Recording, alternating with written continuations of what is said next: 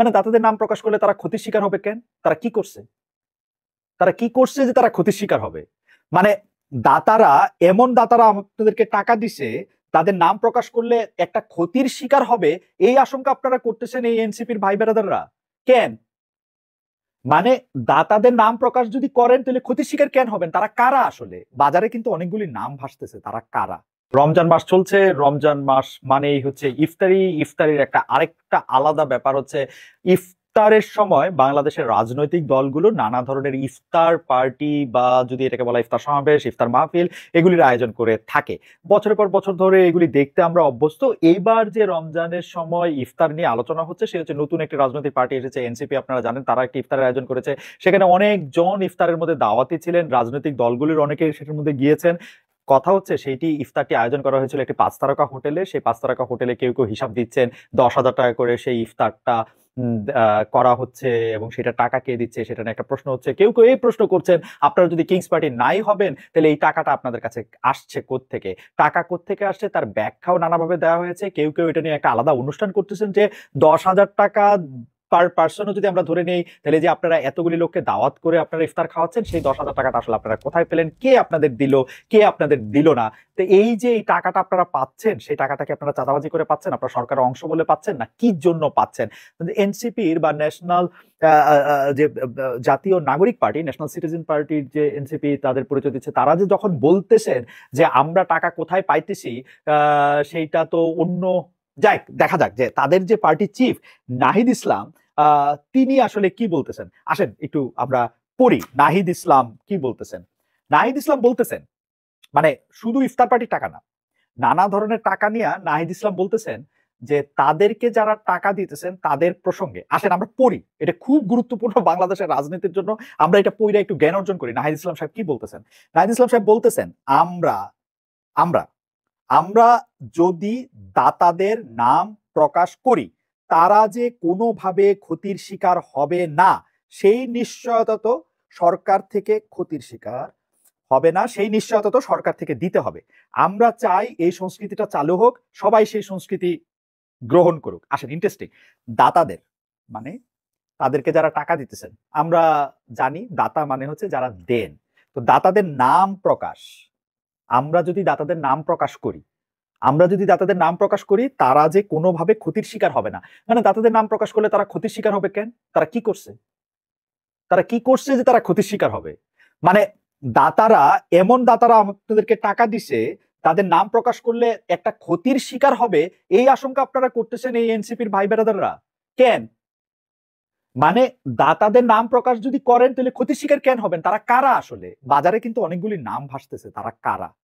তারা কারা সেটা কিন্তু অনেকগুলি নাম ভাসতেছে। কারা তাদেরকে টাকা দিয়ে আবার তাদের লোন রিশিডিউল করতেছেন, কারা তাদের বিরুদ্ধে বিভিন্ন মামলা মোকদ্দমা অভিযোগগুলিকে বঙ্গোপসাগরে একটা চুবান দিয়ে নিয়ে আসতে পারতেছেন, এটা কিন্তু আসতেছে।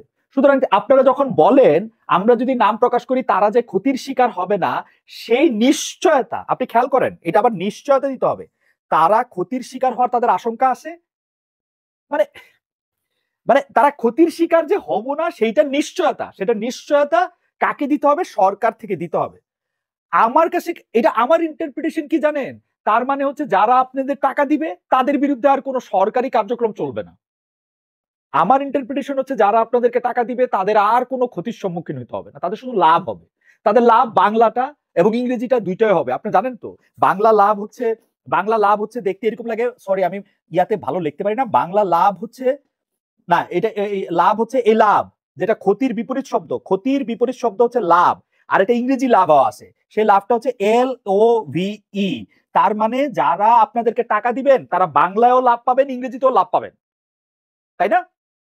আসেন আরো পড়ি, আপনাদের থেকে অনেক কিছু শিখার আছে। সেটা নিশ্চয়তা কাকে দিতে হবে? সরকার থেকে দিতে হবে। এটা কে বলতেছে?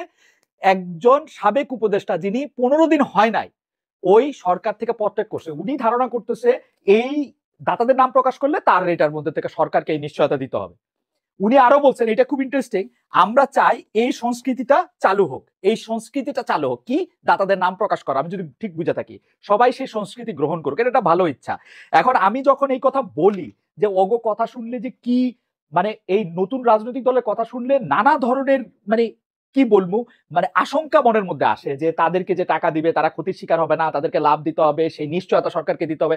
আসেন তো আমরা দেখি যে অন্য রাজনৈতিক দলগুলি কি করছে। এই কথাটা অবভিয়াসলি এটার মধ্যে থেকে আসবে যে অন্য রাজনৈতিক দলগুলি আসলে কি করছে। অন্য রাজনৈতিক দলগুলি যদি আমি ধরে নেই, দুইটা বড় রাজনৈতিক দল, ধরেন বিএনপি। বিএনপি কি করছে? বিএনপি কি দল চালানোর সময় বিএনপি ইফতার পার্টিটা কি ওই যে হাতির ঝিলের পাশে যে ওই সবাই বৈশা হাতির ঝিলে হাতির পুলে সবাই বৈশা যে মাটিতে বৈশা ইফতার করে বিভিন্ন জন তাদেরকে বুট মুড়ি দিয়া যায়, মনে করছে? তারাও তো 5 স্টার হোটেলেই করছে। তো তাদের তাগরে টাকাটা কে দিছে? তো যখন এটা আমি জিজ্ঞেস করবো তখন কইবো যে ভাই বিএনপি অনেক দল, অনেক পুরান দল, ব্যবসায়ীরা আছে, হ্যানরা আছে, ত্যানরা আছে। তো ব্যবসায়ীরা ওগুলোকে থাকতে পারবে না? ব্যবসায়ীরা তো সবগুলোকেও থাকতে পারবে, যাকে টাকা আছে তাগুলো থাকতে পারবে না। আজকে যখন আমি এই কথা করতেছি, ওরা যখন এই নিশ্চয়তা চাইতেছে, সেই নিশ্চয়তা চাইতেছে কই থেকে? তারা শিখছে কই থেকে? তারা শিখছে যে বাংলাদেশের পলিটিক্যাল পার্টিগুলি মানুষ থেকে, ব্যবসায়ীদের থেকে চাঁদা নেয়, সুবিধা নেয়, এবং সুবিধা নেওয়ার ফলে তাদেরকে একটা ইনডেমনিটি তারা পায়। এটা থেকেই তারা শিখছে। কিন্তু প্রবলেম এনসিপির ভাইজানেরা, প্রবলেম হচ্ছে আপনারা কিন্তু নতুন রাজনৈতিক বন্দোবস্তের কথা কইছিলেন। আপনারা কইছিলেন পুরনো এই যে সব রাজনীতি এর মধ্যে থেকে আপনারা থাকবেন না। তো এই জিনিস বিএনপি করছে, এই জিনিস আওয়ামী লীগ করছে। আওয়ামী লীগ তো পারলে এলন মাস্কের লগে বেশি একটু খাতিল থাকলে আওয়ামী লীগ তো পারলে স্পেসিফিক করে ইফতার। আওয়ামী লীগ তো বাংলাদেশে ইফতার করার যথেষ্ট যোগ্য জায়গায় পাইতেছিল না। কোথায় গিয়ে করলে তাদের মান মর্যাদা থাকে? টাকা পয়সা তো তাদের কাছে কোনো ব্যাপার না। এর কাছ থেকে দুর্নীতি, তার কাছ থেকে টাকা, তার কাছ থেকে চান্দা, সেটা আলম হোক কালাম হোক সব জায়গা থেকে তো একই অবস্থা। আমির খান হোক, সালমান খান হোক, সবার থেকেই তো চান্দার থেকে তো তারা কোনো দূরে ছিল না। কিন্তু একই উনারা চাইতেছেন এই সংস্কৃতিটা চালু হোক। কোন সংস্কৃতিটা? মানে এই নাম প্রকাশটা নেওয়া তো বন্ধ করবেন না, তাই না ভাইজানেরা? নাম প্রকাশটা চালু হোক, তাই তো আপনারা চাইতেছেন। নতুন রাজনৈতিক বন্দোবস্তের কথা আপনাকে আবার স্মরণ করা দিই। আপনারা যখন নতুন রাজনৈতিক বন্দোবস্তের কথা বলছেন তখন কিন্তু আমরা ভাবছি যে আপনাদের আসলে 5 স্টার হোটেলে ইফতার না খাওয়ালেও চলবে। আর 5 স্টার হোটেলে ইফতার খাওয়াইতেছেন, ভালোই করছেন। 5 স্টার হোটেলে ইফতার না খাওয়ালে কেউ কেউ বানিয়ে দিয়েছেন। আপনারা যদি 5 স্টার হোটেলের ইফতার না খাওয়ায় ওই তোপখানা রোডে সিপিবি অফিসে ইফতার খাওয়াইতেন, আপনারা সিপিবি বাসদের মতো একটা দল হইতেন। যেহেতু আপনারা একটা বড় দল হইবেন, আপনারা আসলে গণ সংহতির মতো কেউ কেউ এটা বলতেছে, আপনারা তো আসলে জোনায়েদ সাকি হইতে চান না, আপনারা একটা বড় রাজনৈতিক দল হতে চান, আপনারা কম্পিট করছেন, আপনারা ফিল্ডে নামতে চান, আপনারা তাই করবেন।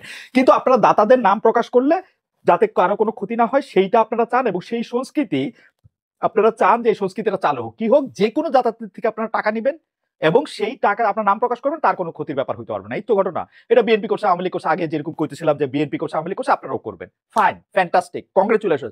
আমরা একই ধরনের একটা রাজনৈতিক দল পাইলাম। আমি এখন খুঁজতেছি, আসলেই খুঁজতেছি আপনারা কবে একটা কিচ্ছু আমগরে নতুন দেখাইবেন, যে নতুন এই জিনিসটা আমগো হয়েছে নতুন, এটা নতুন রাজনৈতিক বন্দোবস্ত। শব্দের চেয়ে বেশি আপনারা দেখাইবেন কাজে দিয়ে, মানে কোনো একটা কথার চেয়ে কোনো একটা বাক্য, শব্দ, এইগুলির থেকে উদাহরণ বা দৃষ্টান্ত এগুলি ভালো, এগুলি নিশ্চয়ই খেয়াল করবেন। এখন আরেকটা কথা খুব চলতেছে, এই সপ্তাহের মধ্যে খুব চলছে, নারীরা কি ধরনের আচরণ করবে এবং নারীদের প্রতি কি ধরনের আচরণ হবে। কেউ কেউ এই সাজেশন দিতেছেন যে নারীদের আসলে মাহরামের সাথে চলাফেরা করতে হবে, মাহরামের সঙ্গে নিয়ে চলাফেরা করবে। মাহরাম মানে আমি বুঝি যে অন্য কোনো একটা পুরুষ সঙ্গী তার সঙ্গে থাকতে হবে, সেটাতে সেইভাবে চলাফেরা করতে হবে। আসেন আমরা একটু একটু একটু একটু একটু আপনি করে একটু স্ট্যাটিস্টিক্স দিই। স্ট্যাটিস্টিক্সটা হইলো যে বিজিএমই এর আগের বছরের তথ্য মতে পোশাক শ্রমিকদের 52.28% নারী, সেখানে সংখ্যাটা 17,34,459 জন। যদি দেশের অর্থনৈতিক উৎসের কথা বলা হয় তাহলে আপনারা কি আসলে মিন করতেছেন যে আমাদের এই মেয়েরা মাহরাম নিয়ে যাবেন? প্রবাসে কর্মরত নারীদের কথা সংখ্যা কি আপনারা জানেন? সেইটাও আগের 15 বছরে 10 লাখের বেশি ছাড়া গেছে, আসলে 11 লাখ ছাড়া গেছে, যাদের প্রধান কর্মস্থল হচ্ছে সৌদি আরব। এবং সেইখানে যদি তাদের কাজকর্ম করতে অসুবিধা হইতো তাহলে সেটা নিয়ে অন্য কথা হইতো। মানে আমি জানি না, মানে নারীরা কি ধরনের পোশাক পরবে, নারীরা কোথায় যাবে না যাবে, সেইটার সাথে এক ধরনের রাজনীতি তো সেটার মধ্যে অবশ্যই থাকে। নারীরা কি ধরনের, নারীদের প্রতি আচরণ কি হবে সেটা তো একসাথে থাকে। কিন্তু একটা মৌলিক প্রশ্ন রয়ে যায়। সেই মৌলিক প্রশ্নটা হচ্ছে এরকম, আমরা কি আসলে বাংলাদেশের সকল নাগরিককে সমান মনে করতে পারি? আমাদের কাছে কি বাংলাদেশের সকল নাগরিক এই ধর্ম, বর্ণ, জেন্ডার নির্বিশেষে আমরা তাদেরকে সমান মর্যাদা, আমরা মানে সমান বললেও তারা বলে যে না সমান কেন হবে, কারো বেশি হবে কারো কম হবে। আচ্ছা ঠিক আছে, একটা ন্যায় ভিত্তিক, মানে আমি আমি আমি জানি না, মানে তাদের সবাই রে তার ধর্ম, বর্ণ, জেন্ডারের ঊর্ধ্বে উঠা গিয়ে আমরা এটা চিন্তা করতে পারি কিনা, এইটা আমাদের কিন্তু একটু দেখার দরকার আছে। কেন এই প্রশ্ন আসলো? রমজান মাস আছে বইলা এই কথাটা একটু সামনে আসে। আমরা এক ভদ্রলোককে দেখলাম, উনার বাড়ি লক্ষ্মীপুর, উনাকে দেখলাম, উনি একটা বণিক সমিতির সম্ভবত সভাপতি।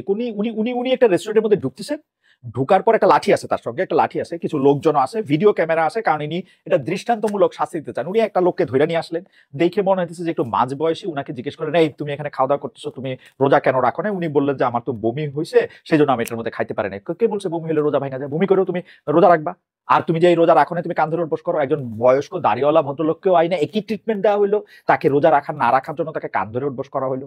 আমরা এইটার মধ্যে থেকে একদম স্পষ্ট জানতে চাই, আমরা নাগরিকরা আসলে ব্যক্তি স্বাধীনতা বলতে কি বুঝি, নাকি এই জিনিসটাই ঠিক আছে? আমার আমার শুধু এটা প্রশ্ন। আমি আর এখন মানে এইটা এই এই প্রসঙ্গে আমি আমি আমি জানি না যে দেখেন, এই উচিত কথা জাতীয় অনুষ্ঠানগুলি কিন্তু এক ধরনের ফ্লপ হওয়ার কথা, কারণ আমরা সবাই উচিত কথাটা জানি, কিন্তু আমরা সবাই উচিত কথাটা জানি, কিন্তু সেই উচিত কথাটা আমরা আমাদের সবার নিজস্ব মাইক দিয়ে বলি, আমরা আমাদের সবার নিজস্ব বাদ্যযন্ত্র দিয়ে সেই উচিত কথার সাথে বাদ্য বাজাই।